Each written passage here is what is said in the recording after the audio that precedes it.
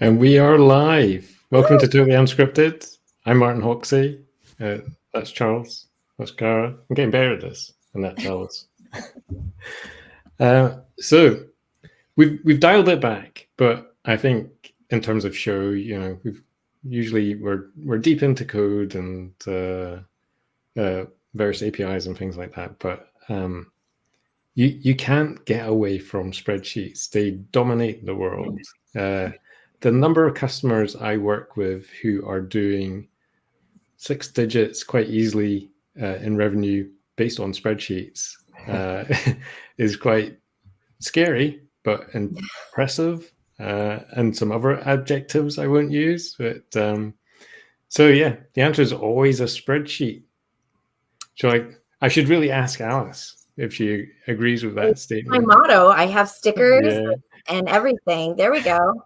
So if you ever see me at a conference, ask me for a sticker because I have these. The answer is always a spreadsheet sticker.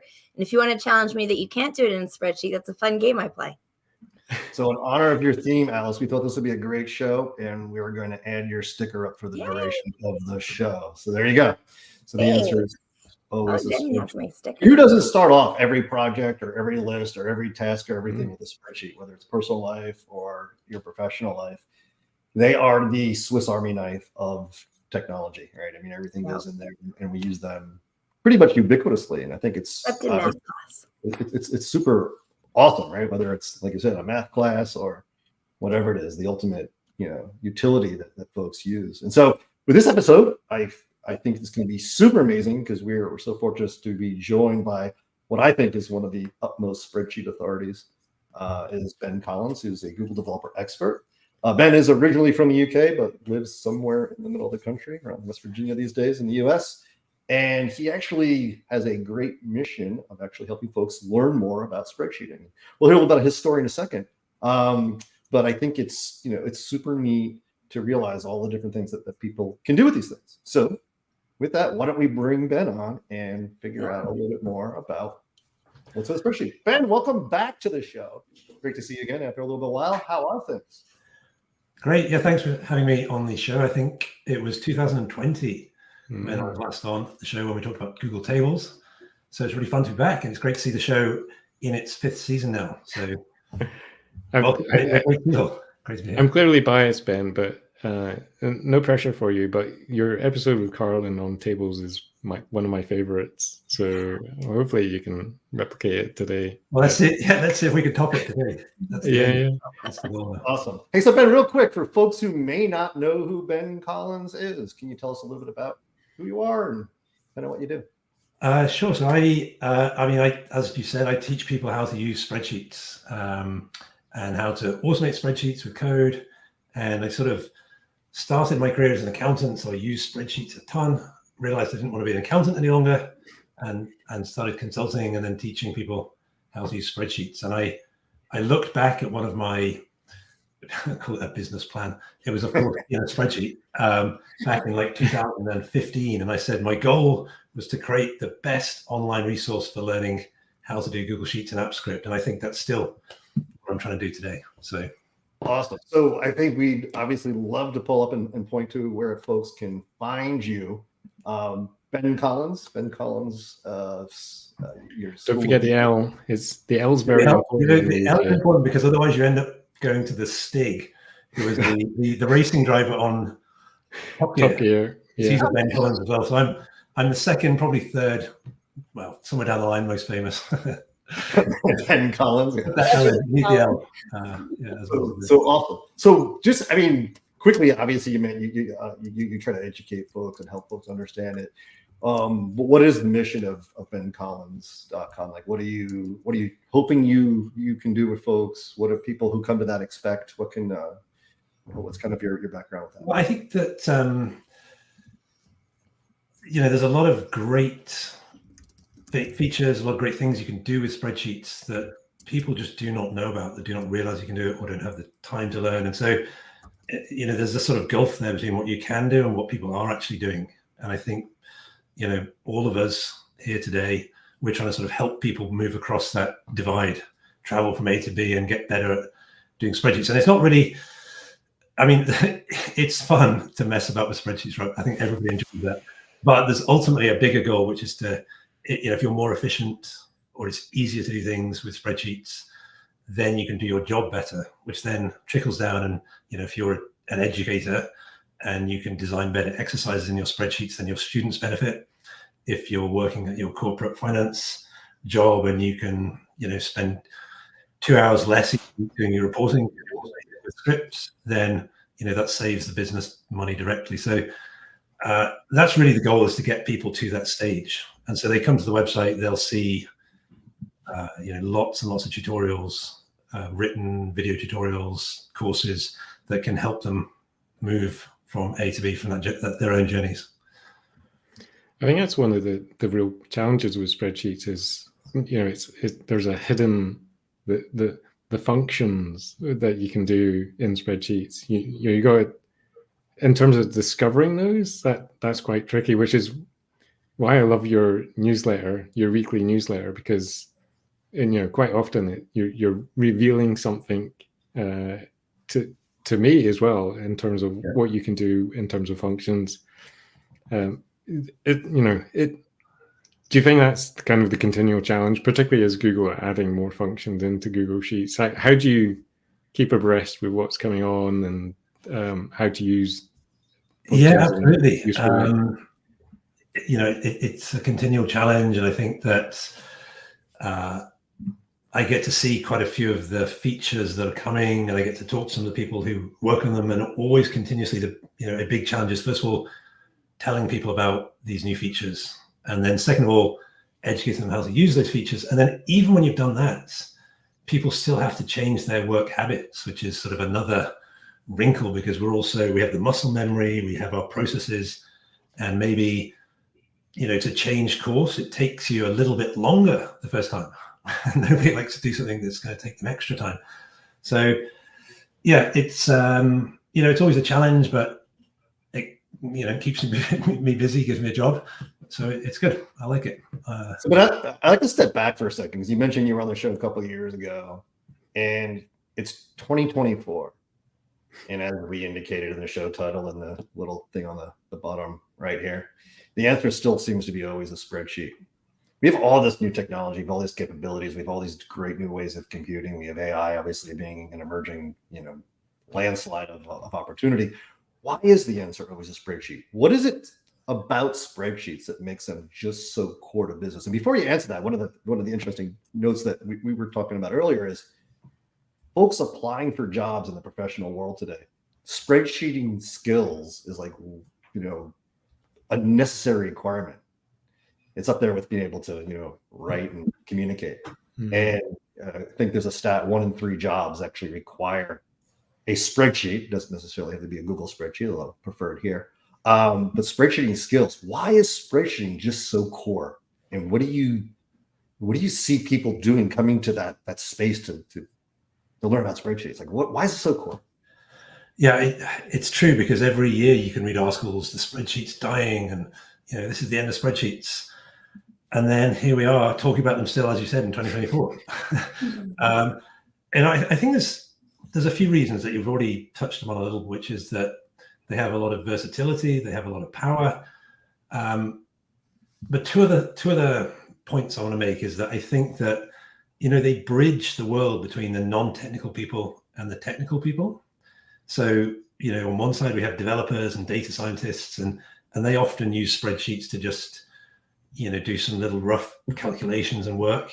And then on the other side, we have the business folks or the educators or whoever, who are just working with data but don't have the technical skills. And so the spreadsheet bridges those two worlds, and we can both talk to each other in that spreadsheet.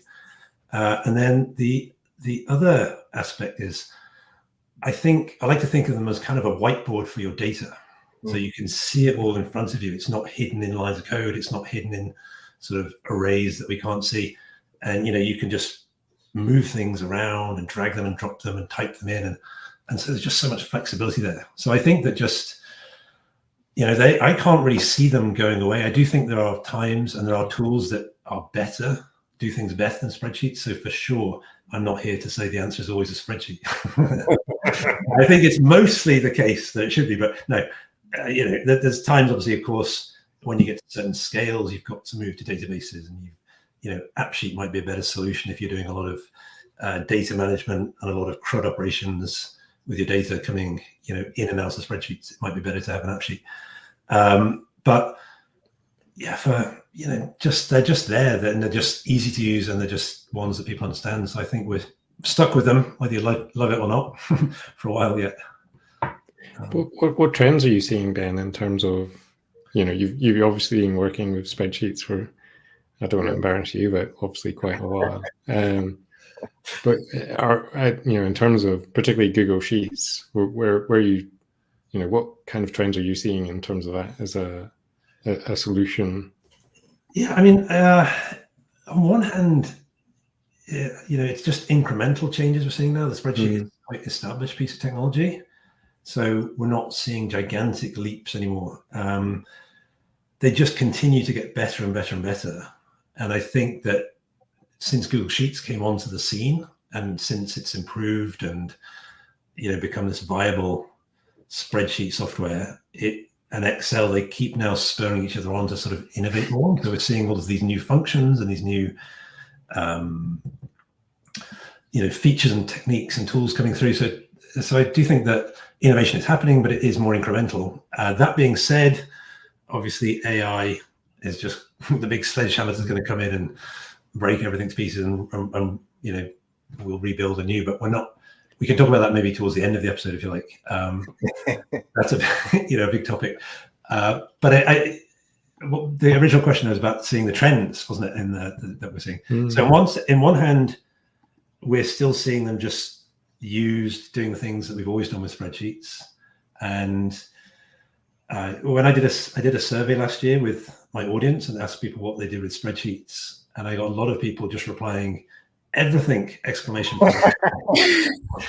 But I think it's the classic cases still of data analysis is the obvious one. A lightweight database is probably another common one. Doing a lot of tracking, so tracking of any kind of personal data, your attendance records at school, your machines at operation in your plant, sort of thing. So for small businesses especially, spreadsheets perform all these different tasks. Largely all revolving around sort of keeping your data and then doing something with your data. And then obviously the other big one is probably the reporting aspect of it, taking that data and turning it into charts and dashboards to then show the stakeholders. So I would be remiss if I didn't point out that here on the screens below me, we have the queen of spreadsheets, Alice Gaylor, and we also have the king of functions, or the honorary king of functions. We are amongst royalty. No, absolutely spreadsheet royalty. And one of the things that I love that you do, Ben, is, first of all, there's 550 odd whatever functions inside of Google Spreadsheet. And of course, you can write your own. You use every inch of them, and you actually do things. And I admit, I've actually asked you questions about functions, and you come back with creative new ways to do it that are amazing. My question for you is, first of all, how did you become the king of functions? How did you actually learn those things, right? And sure, they're akin to programming in some ways, but they are unique and they are powerful. But is that something that just comes to you, or do you work at it? How do you do deep research? Like, how do you actually master these functions? And then what would your advice be to other folks to learn more about these functions? Yeah, I'd say, the two things. And this also goes back to you calling me the king of functions and things. I want to say that every time I send out a newsletter with my ideas or with a function, I get replies back, and that's how I learn. I have really, really smart readers, and they write back and tell me better ways to do things. And so I'm largely learning from the community. So that's point number one. And then I'd say point number two is just to be really curious. So, anytime I sort of start to do something and I get stuck, I'm Googling, I'm looking on the forums, and I'm looking at Excel and Google Sheet answers. And then I go down these rabbit holes and I think, okay, how does this function get used? And I don't just use it once. I'll go and look it up on the documentation and find out what all the different arguments do. And it's really just that. It's just sort of exploring, going down these rabbit holes, exploring these functions. So Yeah, it's being curious. It's just actually doing the research as well. It's not sparks of inspiration. I promise you. Yeah. Is problem-based learning? Yeah, definitely. Exactly. Having a problem that you're trying to solve is Mm. so helpful because it gives you the motivation to keep going. Otherwise, you just kind of get stuck and you can just give up. But if you're trying to solve the problem, then you want to just keep going and keep going and keep going. And that perseverance is what will get you there and get you over the line. And that's how you learn. You learn that the sort of byproduct of doing that is all of the learning and all the research you do along the way. One of Ben's problems was, how do I play chess in a Google Sheet? Well, that's the thing. That's the going down the rabbit hole and getting sidetracked. And so that one started actually, again, a comment from a reader on my website about creating a chessboard, with conditional formatting, which looked kind of cool. Because I was researching about conditional formatting, came across that comment, and I thought, you know what? I remember that there's another function that generates Unicode or characters out of numbers. So I thought I could add chess pieces to that board, and then this is where most normal people would just stop, just say that's enough. That's already ridiculous and silly. But yeah, I kept going and kept pushing the formulas to see where they'll go and see if I could get the pieces to move around the board and things. And but again, really from that, you just learn a lot about these different functions and how they fit together. So. Oh, that's so cool. We should. Alice, have you made any chessboards on Google Sheets? You're muted. You're muted, Alice. And she's still muted. Alice, we can't hear you. Yes, that would help. No, I've not made chess, but I've made a lot of games in Google Sheets. That is my first place to go. So I have a Connect 4 where you click on the column that you're going to drop your circle and it will go, your playing piece, like gravity down to the bottom. And then I tied it in because I'm a teacher where I also have a version that has like flashcards. So you get to play your move if you get the random question right. So it's a great question, actually, Alice, about kind of the accessibility of spreadsheets. And we talk about, obviously Ben's helping professionals learn how to do their jobs better with spreadsheets. But I'd love to know, how kind of natural is it for kids, for students, to actually just adapt to using spreadsheets? Is it just like you throw a calculator in front of them, you just go? I mean, students are easy. If I can do some shameless self-promotion, because my new book came out this week on engaging students. I obviously have several things in there around engaging students, and spreadsheets by themselves are not engaging. It's a grid. And so it's the creativity. And like, you look at what Ben's doing, right? Ben, he's over here. And he's like, I can make a chessboard. You show this to a kid, you show this to somebody. It's like, wow, I never thought about that. I thought it'd just be like, make a boring grid of numbers. So it's that creativity aspect. So when I use it with my students, and I teach high school, so they're older, they're not excited about it until you give them an opportunity to like do something cool. And then almost unanimously at the end of my school year, the kids are like, the best thing I learned in here was a spreadsheet. So as with anything, you want to engage somebody, you got to have a creative, critical thinking task and a purpose. And then, of course, it's super cool. And super cool demos help, right? So speaking of, good segue. I love this. So Ben, obviously you mentioned spreadsheets are evolving. And as you know, we kind of secretly sometimes release new features and functions into spreadsheets that not everybody picks up. And I know one of the things you do, Ben, is you actually comb through all these releases and try to figure out what's new, what's exciting. Since we've last seen you, what are some of the functions? What are some of the new improvements that people may or may not know about that maybe you'll just share and show us? Yeah, well, I think since we last spoke in 2020, there's been quite a few. I think the one I'll pick out, though, would be the named functions. And so previously, this is the Totally Unscripted show, so we're all familiar with AppScript. And I'm sure most of you, or majority of you, know about custom functions, where you can write your own AppScript to do a custom function in your Google Sheets. And that's often kind of like the gateway into doing full-on scripts. But as great as they were or are, as great as they are, they still have challenges of sharing with your colleagues, and you still have to go through the scary authorization process sometimes, and it's still quite tricky to write yourself. So named functions came along, and they're a way to use all of the built-in Google Sheet functions to create sort of these big complex formulas that you then just give a single name to, and then you can just use it like a normal function.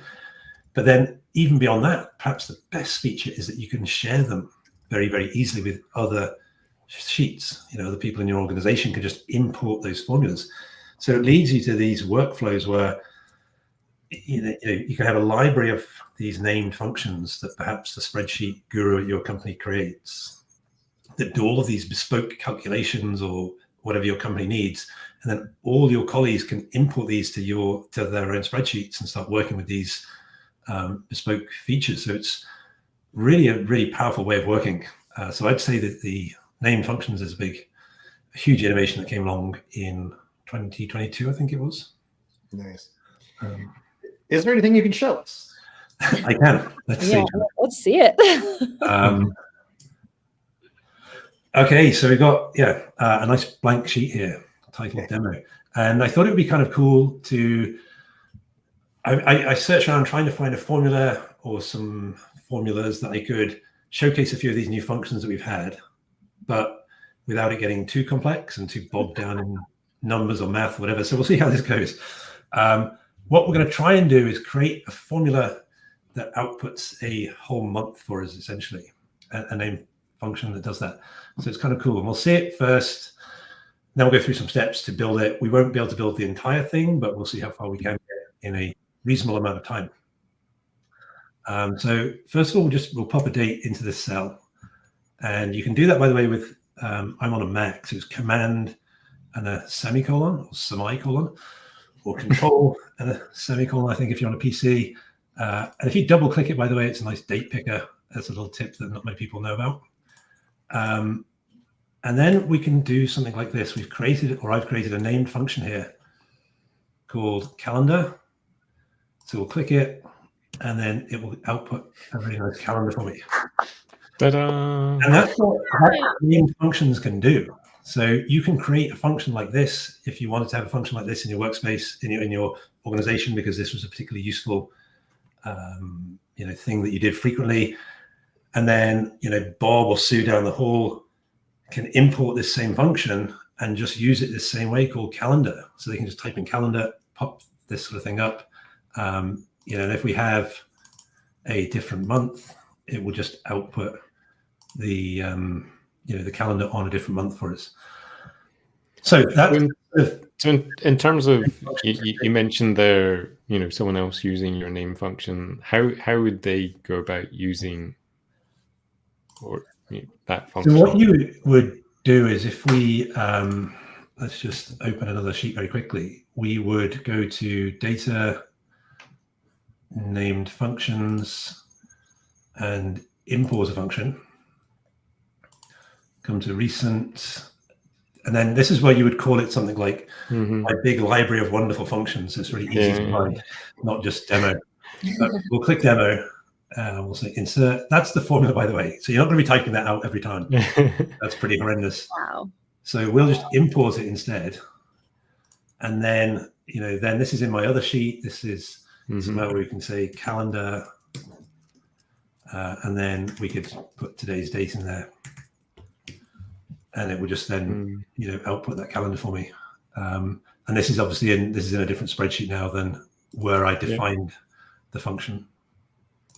And do you have to make those accessible? Like, I know you have access to your own named functions, but if you were sharing it with me, could you have your library and have some of them private and some of them accessible to others? That's a good question.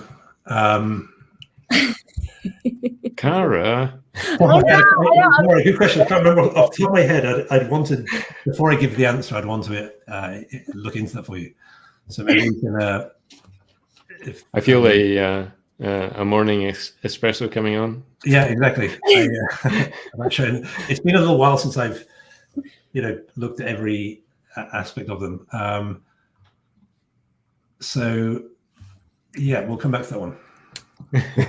I imagine it would work like similar to. Yeah, I think if you share the sheet with the right access right, Yeah. Yeah. it would go Hey across. Ben, do you want to now stump Kara with an app script question? Oh, sure. And it's so easy to do. All right, let me show you a few other things so we can see how we kind of try and get this function, how we got that. I'm going to move that up as well so we can get a bit more space here. So let's see where do we start now. I'm going to delete that for the moment so we've got some space, and let me introduce a few other functions as we go. So one of the first things we need to do is know the end of the month, and we have this nice function called EO month. An example of, like Charles said, there's 550 functions or something in Google Sheets. So there's pretty much always a function to do something weird and esoteric. So we're going to click on that and say we don't want to offset any months at all. So I'm going to put the 0 in there. And that tells me the end of the month, the date at the end of any month. And then I want to just extract the day from that, because then that will tell me how many days are in the month. So 31 days in that month. And essentially I need to know that so I can say how many days do I want in my calendar. Okay, so that's function one. Well, two functions there, day and end of month. I like to highlight functions in yellow as I go so we can see them very easily. Next function to show you is one called sequence, which returns a grid of sequential numbers. This is an amazing function. It's really, really useful. Say, anytime I'm doing any kind of numbering or lists, I'll be using this sequence. So if I had a sequence of 100, just generates a nice list of 100 for me. If I want to have more of a grid, I can have a grid. And if I want to start from position 1000 for my grid, so you can see it's a really powerful function. It lets you do all of these sorts of any kind of lists and numbering and whatnot.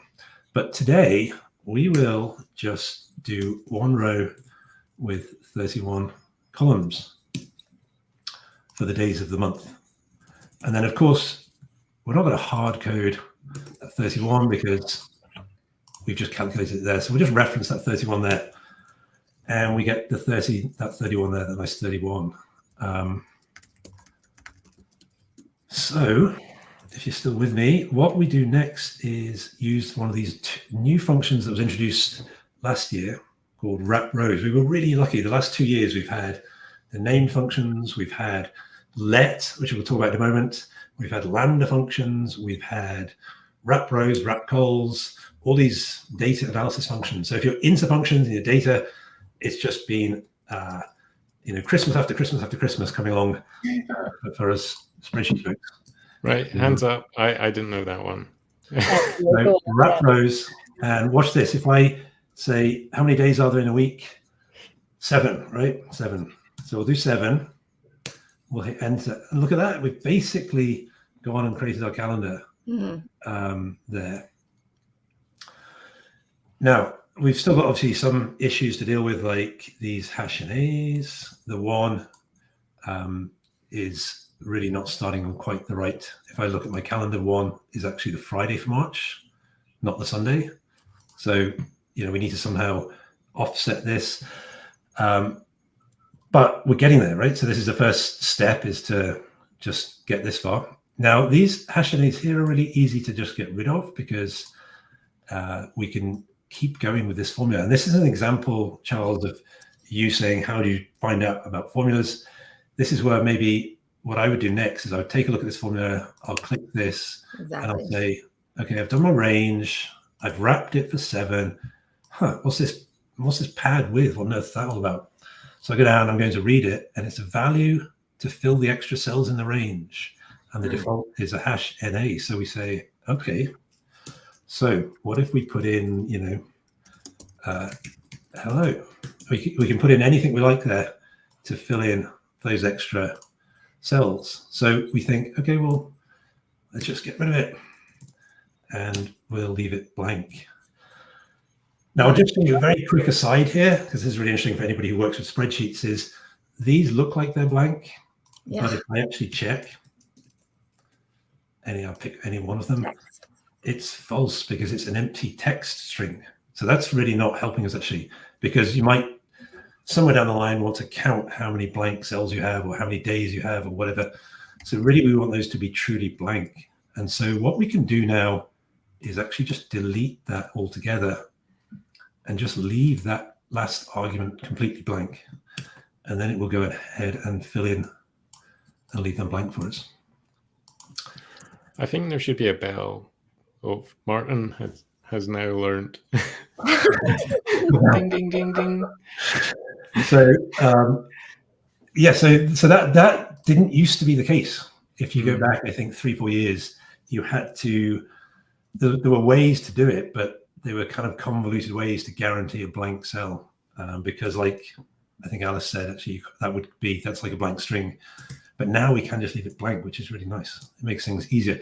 But if you just have a comma there and you haven't explained what that's all about, that it looks wrong. It looks like counterintuitive, like I've missed something, or there's an extra comma there. Why is that not giving me an error? But once you know what that's all about and you recognize that, then you'll know what's going on. Okay, so probably now is, because if I start to, now what I would normally do is say, okay, let's go back and we'll copy this and, nest it inside of here. And then we go back to here and we grab this and we nest it back inside. And you think, oh my word, this is just too much now. This is getting too complex. I already don't know what is going on with this formula. And that's the old way of doing these big functions, was really complex, tons of nested functions that were just basically impossible to ever understand. And the only way you could ever understand them was to open them up and peel them back like an onion, where you'd undo each layer one by one by one. It's a bit like if you went back and tried to write an AppScript program in one single line, maybe, your head would just explode and everybody would just go, please don't do that. Okay. So what we can do nowadays is use this function called let. And it really is kind of like programming, okay? Because, we have let in programming to assign our variables, and essentially all we're doing is just assigning variables again. So I'm going to type this out, and then I'll explain kind of what's going on here. So, comma, and by the way, you can use Control-Enter to go onto new lines in your functions. So let's just, what we're saying is we're saying let this variable I've called any date equal whatever values in B2. And then this is a bit like saying, return any date. And essentially what we're doing here is we're saying let any date, equal B2. I appreciate the translation. Thank you. So that's really what we're doing. And this would be, effectively up here would be function.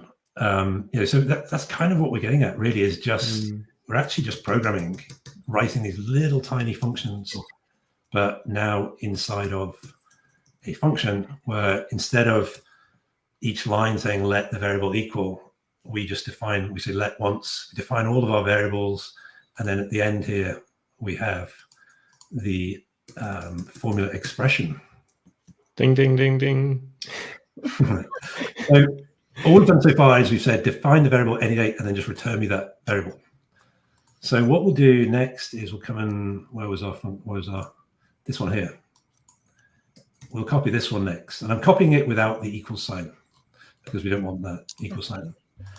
So I'll do a new line and we'll call this num days, this variable, and copy that in.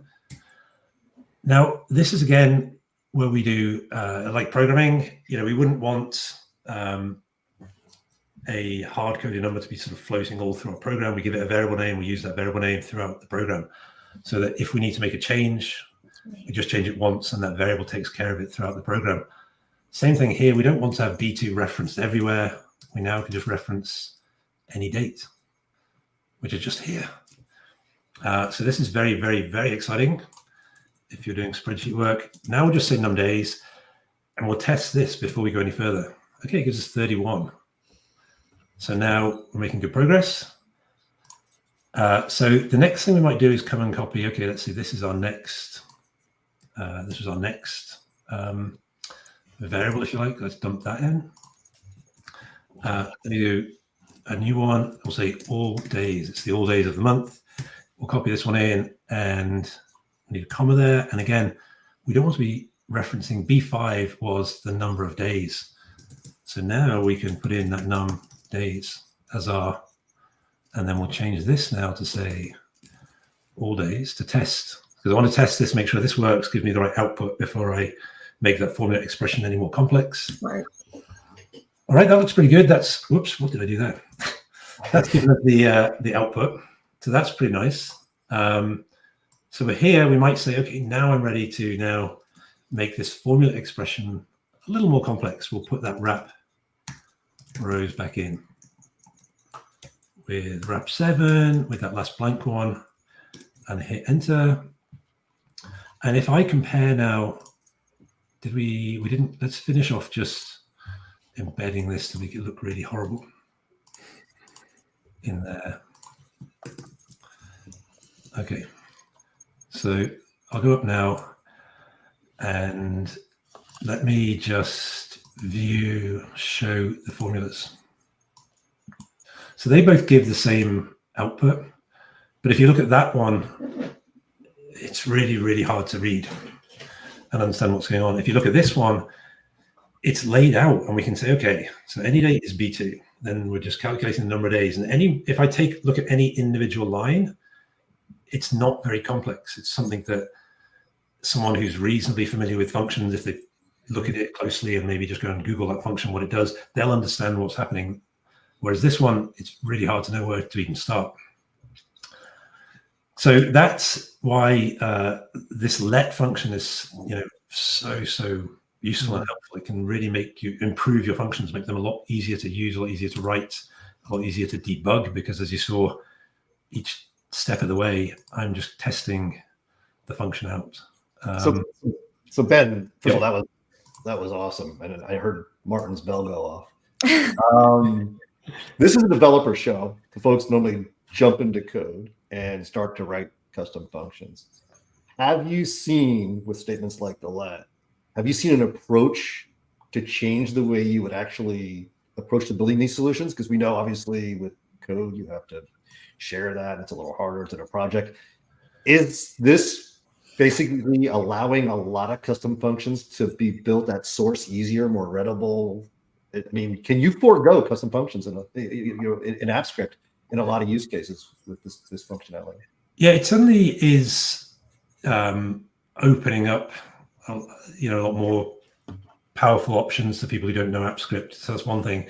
And then secondly, and this is anecdotally, but I have had quite a few readers email, probably 4 or 5 people now maybe, and said, I used to have to do all this stuff with scripts. Now I've created these named functions that can just do these same things. And so I think it is really helping to people to simplify some of their work processes.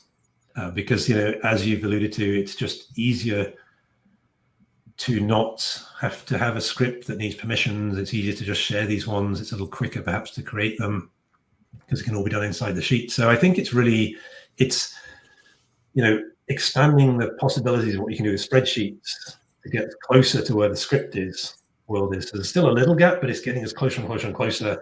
And some people now don't have to make the jump. Others are coming back into the sort of function-only world and saying, yeah, I can do what I need to do now.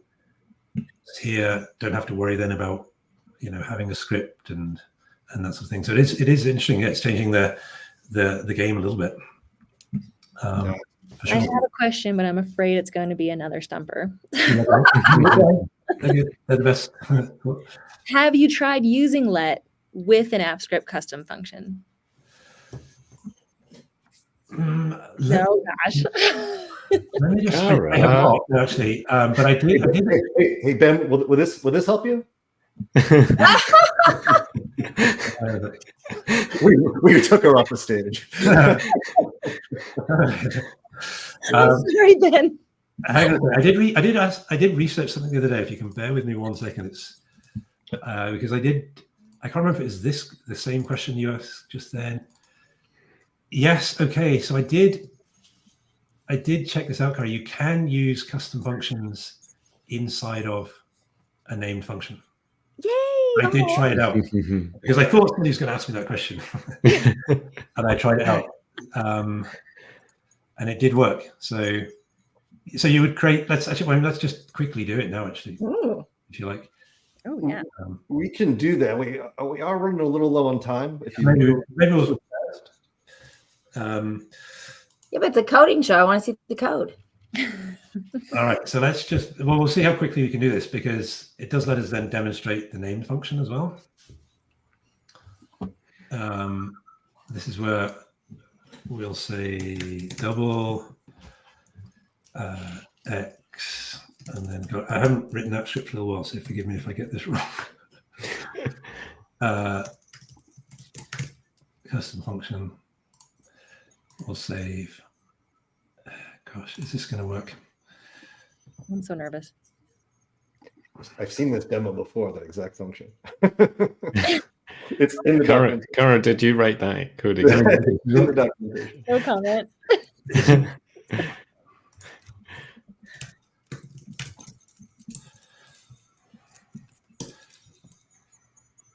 Okay, so there we go. So it has worked. What we'll do, so what was the question was, can I use this inside of a named function now, right? Was that was the question? So let's say we wrap this now with a sequence. So we're saying, sequence and then double it. And then we want to make this now our name function. So we'll say name functions, add this function, it's going to be called the double sequence.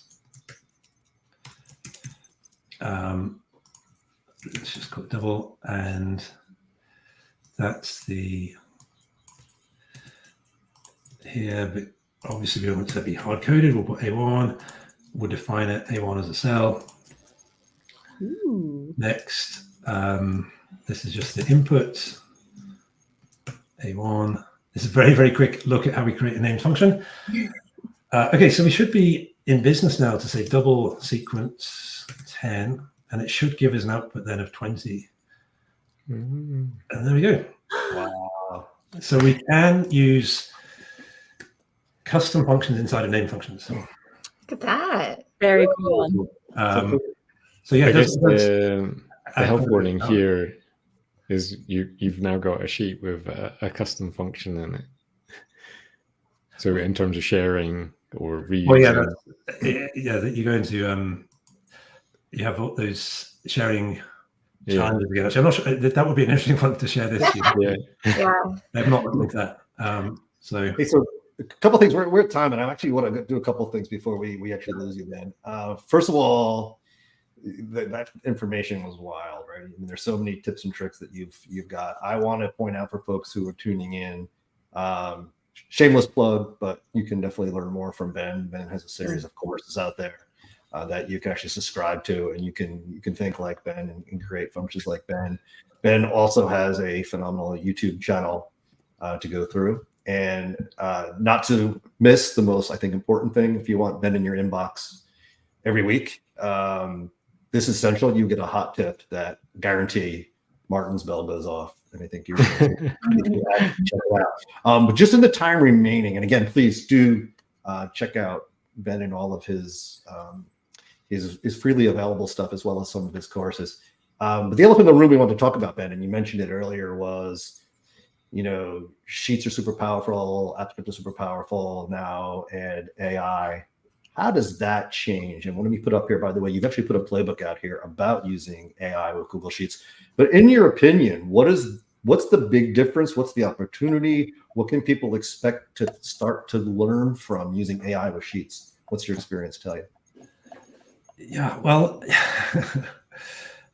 it's changing for sure. It's changing things, and I think I see it more as it's going to be another tool we have to help us.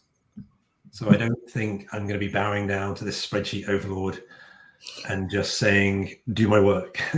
I think it's going to be, certainly the way it is at the moment, the way I see it going is that it'll be this extra tool that we have where when you're stuck as well as searching, we might just say, hey, how would I do a formula that does X?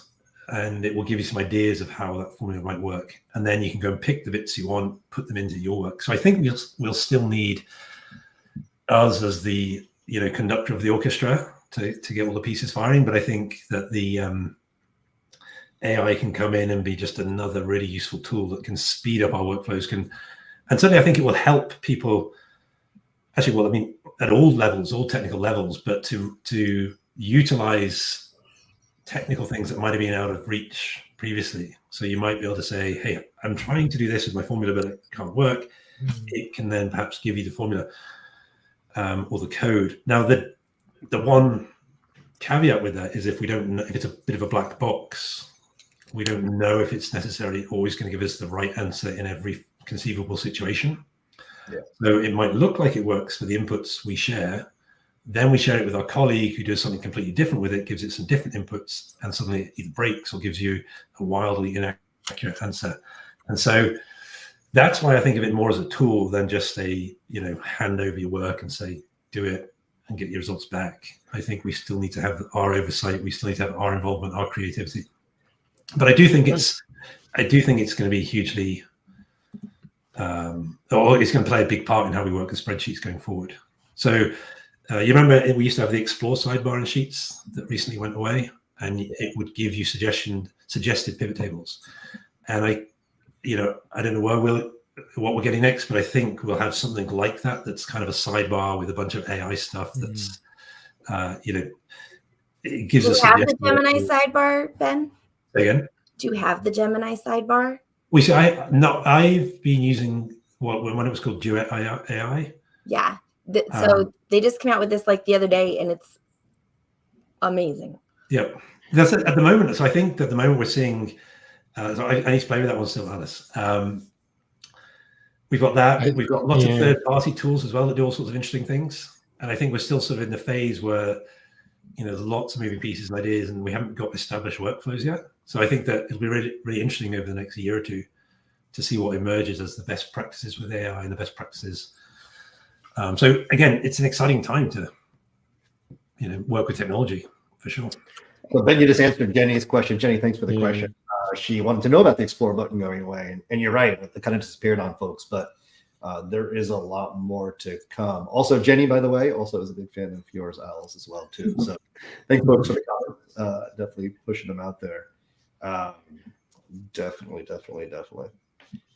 Just looking through a couple things. Here's a good one. I cried. Earlier the day, I realized I think Monica awesome question and comment as well too. Something I got from Ben is how to use a character code to make the page or the line break, the character turn just in the cell. I use that quite a bit too. Yep. Well, I feel like we could have gone much longer, Ben. We're not going to leave it. Well, if the answer is always a spreadsheet, you know. Before we get you back, we did. There was so much we wanted to talk about with you. Smart chips, whole long list of stuff that you mentioned. There's lots of new functions within Google Sheets, but there's new functionality as well in Google Sheets, timelines. So I feel we have to get you back quite soon. Can we hold you to that? Will you come back? Yeah, this is fun. We'll make sure Car is documentation or something. Again, just an essential resource. My favorite is definitely subscribe to Ben's newsletter. It is the coolest thing. You literally learn something every week. Ben, always a pleasure. Thanks so much for all you do and how you simplify spreadsheeting and make it amazing. You are the king of functions. And be back. There's no doubt about it. Thanks, Ben.